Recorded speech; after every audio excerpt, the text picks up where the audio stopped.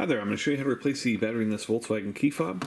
You're going to need a 2032 battery. You can get these off Amazon. I've put a link below in the description that will take you straight there. This is kind of optional, but it is definitely helpful. A small screwdriver or just something with a small tip. Alright, so first you want to remove this mechanical key. And do that by pressing this down like that and pulling the mechanical key out.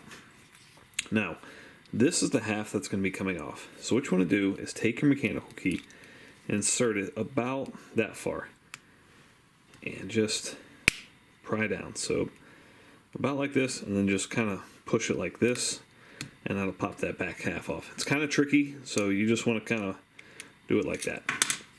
Once you have that off, you can just take your screwdriver or something small, just put it right there, pop out the dead battery.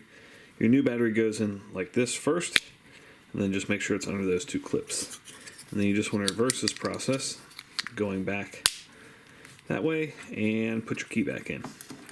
You can test it right here, make sure your red light's working, and you're all set. That's all you need to do, no need to reprogram. Hope that was helpful. Make sure you hit that thumbs up button.